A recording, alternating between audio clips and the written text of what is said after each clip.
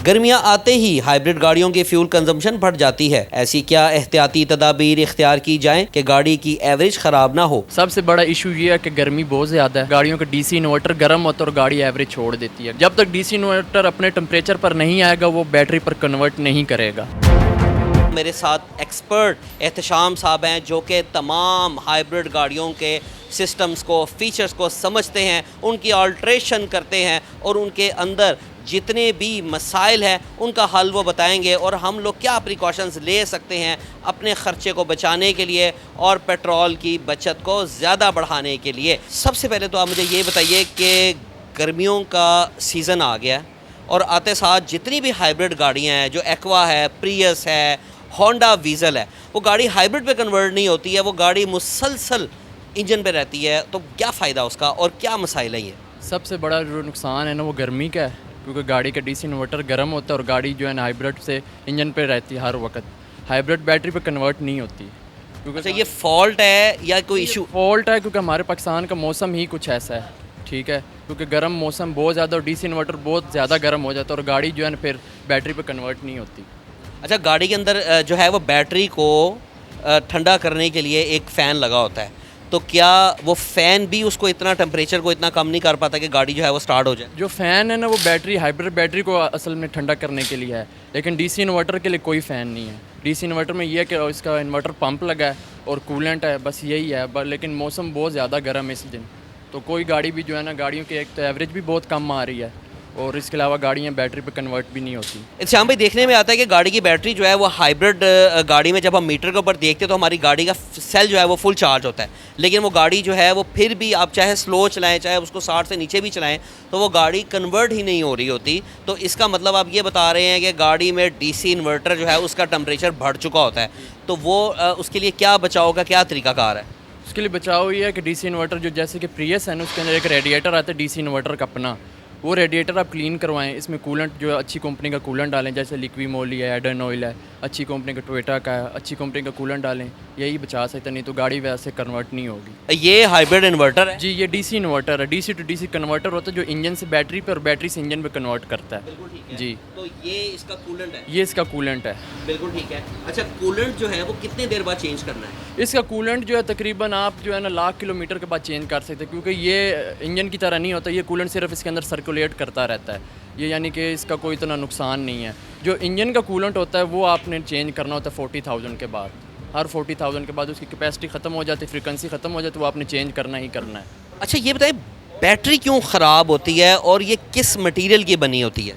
ये nickel metal battery है, ठीक है, इसका लाइफ पूरी हो जाती है, इसकी लाइफ तकरीबन कंपनी ने ना 8 साल रखी है, तकरीबन 1.5 लाख किलोमीटर, ठीक है। वो 1.5 लाख के बाद जो है ना बैटरी की लाइटें आ जाती है और हमारे पाकिस्तान का मौसम भी कुछ बहुत गर्म है, बैटरी हीट होती है, जितना हीट होगी इस हिसाब से फिर वो सेल वीक होते हैं, इसमें सेल भी रिप्लेस हो जाते हैं, फिर बैटरी भी चेंज हो जाती है, जैसा आप चाहें वैसे होता है। तो ये बताइए कि हाइब्रिड गाड़ी की जब बैटरी यहाँ पर ख़राब हो जाती है तो उसकी रिप्लेसमेंट भी आप लोगों ने दी हुई है, कोई लिथियम भी आप बता रहे थे कि वो निकल मेटल हाइड्राइड बैटरी को आप लिथियम पे कन्वर्ट कर देते हैं, तो उससे लाइफ में क्या फ़र्क पड़ता है?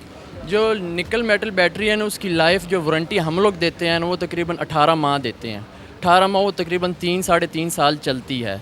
जो लिथियम आयोन बैटरी है ना, ये न्यू टेक्नोलॉजी है, 2023-24 में जो टेक्नोलॉजी चल रही है ना इस वक्त, वो लिथियम आयोन की है, उसकी वारंटी हम लोग दे रहे हैं 5 साल और जो उसकी लाइफ कंपनी ने बताई है ना वो 10 साल है।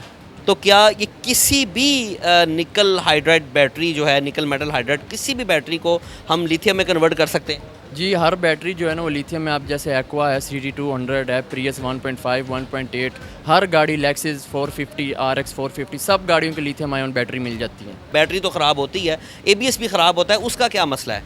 ABS का ये इशू है, उसके अंदर एक कोड आता है C1391 का, अब नॉर्मल लीक इन अकामुलेटर। इसमें ये होता है कि लोग जो हैं किसी अनाड़ी से अपने ब्रेक पैड चेंज करवाते हैं, इसके ब्रेक पैड जब कोई फुल जो प्रिपेयर बंदा है जिसको पता है कि हाइब्रिड गाड़ी में काम कैसे करना है, अगर वो चेंज करेगा तो आपका ABS कभी भी ख़राब नहीं होगा। जो नाड़ी बंदा चेंज करते हैं जैसे करोला वगैरह के हो गए, उनमें ABS नॉर्मल ABS उसका ख़राब नहीं होता, वो लोग जैसे करोला के चेंज करते हैं उसी हिसाब से चेंज करते हैं इन गाड़ियों के, तो इनके ABS फिर जो है ना वो ख़राब हो जाता है। ये आपने मुझे एक ऑयल वाली बात बताई थी, ABS के जो ऑयल है वो क्या बताइएगा? ABS का जो ऑयल है ना, आप अगर जर्मन ऑयल डालेंगे ना तो उसमें भी आपकी ABS की लाइफ बढ़ जाती है। कितनी देर बाद चेंज करना है? तकरीबन आप जो है ना 60 से 70 हज़ार किलोमीटर तक जो अच्छा जर्मन का अगर आप डालेंगे ना वो आप चला सकते हैं 60-70 हज़ार किलोमीटर तक। अगर आप जर्मन का डालते हैं जैसे लिक्वी मोली है, एडन ऑयल है, AMS ऑयल है, टोयोटा का है, ये सारे टोयोटा जैसे जापान का है, एडन ऑयल भी जापान का है, जर्मन का जो है वो लिक्वी मोली, ये ऐसे अगर आप डालेंगे ना तो आप 70 से 80 हज़ार 60 हज़ार तक आप चेंज करवा लें। और जब आप ब्रेक ऑयल चेंज करवाएंगे ना तब वहाँ से लेकर आपकी ABS की लाइफ और बढ़ जाएगी, ताकि आपने 70 हज़ार पे करवाया ना फिर अगले 70 हज़ार तक आपका चलेगा ABS। और जब आपने 70 पे अगले पे करवाना है फिर आपका फिर आगे 70 बढ़ता जाएगा, 60 पे करवाते तो फिर 60 बढ़ता जाएगा, इस हिसाब से ABS का है। होंडा वीज़ल के अंदर भी आपने इससे मिलता जुलता इशू बताया था, वो ज़रा नाज़रीन के साथ शेयर करें कि होंडा वीज़ल के क्या मसाइल है? होंडा वीज़ल का ये मिसाइल है 2015, 2014, 15, 16 तक ना जो इसका clutch and dual clutch system है उसका इशू आता है। वो इशू आता है कि टेम्परेचर की वजह से, हमारे पाकिस्तान का टेम्परेचर जो है ना बहुत हाई रहता है, उसकी वजह से ये टेम्परेचर आता है वीज़ल के अंदर। और गेयर का जो ड्यूल क्लच है ना उसका इशू आता है, उसमें ड्यूल क्लच के अंदर ब्रेक ऑयल भी डलता है, इसका ड्यूल क्लच है उसमें ब्रेक ऑयल भी है और उसमें गेयर ऑयल भी है, ATF जिसे कहते हैं ना, ऑटोमेटिक ट्रांसमिशन फ्लूइड, वो भी है और इसमें ब्रेक ऑयल भी डलता है। इसका क्लच ख़राब हो तो क्लच चेंज हो जाता है इसका। अच्छा, बेसिकली जो हमारी डिस्कशन थी उसमें ये बात आ रही थी कि चूँकि उसके अंदर भी टेम्परेचर की वजह से ऑयल बहुत ज़्यादा गर्म हो जाता है चलने की वजह से, तो उसके रबर पार्ट्स जो हैं वो मेल्ट हो जाते हैं, और वो उसकी क्या लाइफ है और क्या उसका तरीक़ाकार है, उसकी मेंटेनेंस हम कैसे रख सकते हैं? इसकी मेंटेनेंस ये है कि आपकी गाड़ी का आप जब बोनट खोलेंगे उसके ऊपर आपको लिखा होगा कि पहला आपने ऑयल इस इतने किलोमीटर पे चेंज करवाना है गेयर का। कितनी देर बाद? तकरीबन उसके ऊपर लिखा होगा पहला आपने करवाना है 70,000 के बाद, दूसरा 140 पे है, ठीक है। अगर आप वो चेंज नहीं करवाते, आप कहते हैं कि मैं उसी ऑयल पे चलाता रहूँ तो गाड़ी नहीं चलेगी। इसका ब्रेक ऑयल भी जो है ना, मोटरें लगी हुई इसके ऊपर, गेयर के ऊपर, क्लच के ऊपर, आपने वो मोटरों का भी ऑयल चेंज करना, ब्रेक ऑयल उसमें डलता है, वो भी आपने चेंज करना, आपने गेयर ऑयल भी चेंज करना है। ये आपने चेंज करना है तो आपका गेयर बिल्कुल स्मूथ चलता रहेगा। शुरू में जब गेयर ख़राब होता था तो 3.5 लाख रुपए का ख़र्चा था, उसके बाद आज से 2 साल पहले तक ये 2-2.5 लाख पे आ गया था। तो आजकल सुनने में आ रहा है कि काफ़ी हद तक इसकी कॉस्ट कटिंग हो चुकी है और मुनासिब कीमत में जो है अब वो आप लोग करके दे देते हैं। अब जो इसका जो नॉर्मल है ना, जो रिपेयर वगैरह करके जिसकी 6 माह की वारंटी है, तकरीबन 80 से 85 हज़ार रुपया लग जाता है, ठीक है, वो रिपेयर होता है। अगर आप क्लच चेंज करवाते हैं ना वो आपका तकरीबन 130, 140 तक लग जाता है, जो 0 मीटर क्लच लगता है, ठीक है। बाकी फिर अगर आप पूरा गेयर डलवाते वो 3, 3.5 तक का पड़ता है। लेकिन अब ज़रूरत नहीं, अब रिपेयर होता है तो वो बिल्कुल सही चलता है। 6 माह की वारंटी है उसकी, 80-85 हज़ार लगता है रेडी करके, ओके करके गाड़ी।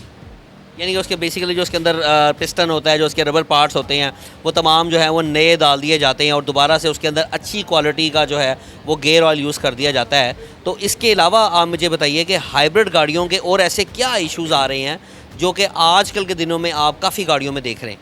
आजकल जो सबसे ज़्यादा इशू गाड़ियों में आ रहा है ना, लोगों ने यही कहा है कि हमारी गाड़ी एवरेज बिल्कुल नहीं दे रही। हमने हाई ऑक्टेन पर भी चला के देखा है, सादे पेट्रोल पर भी चला के देखा, गाड़ी हमारी एवरेज बिल्कुल ही नहीं दे रही। जो गाड़ियाँ 20-20, 25-25 एवरेज दे रही थी वो 15-16, 15-16 पर आ गई हैं। सबसे बड़ा इशू ये है कि गर्मी बहुत ज़्यादा है, ठीक है। गाड़ियों का DC इन्वर्टर गर्म होता है और गाड़ी एवरेज छोड़ देती है, गाड़ी एवरेज नहीं देती। जब तक DC इन्वर्टर अपने टेम्परेचर पर नहीं आएगा वो बैटरी पर कन्वर्ट नहीं करेगा। अगर बैटरी पर कन्वर्ट कर देगा, 2-1 मिनट बैटरी पर रहेगी, उसी वक्त फिर बार आपकी बैटरी के फुल भी होंगे लेकिन फिर भी गाड़ी अपना इंजन बंद नहीं करेगी। ये इशू है, इस वजह से गाड़ियाँ जो है ना आजकल एवरेज नहीं दे रही। और जितने भी कस्टमर हमारे पास आ रहे हैं ना, यही कंप्लेन लेके आ रहे हैं कि यार गाड़ी एवरेज नहीं दे रही, गाड़ी एवरेज नहीं दे रही।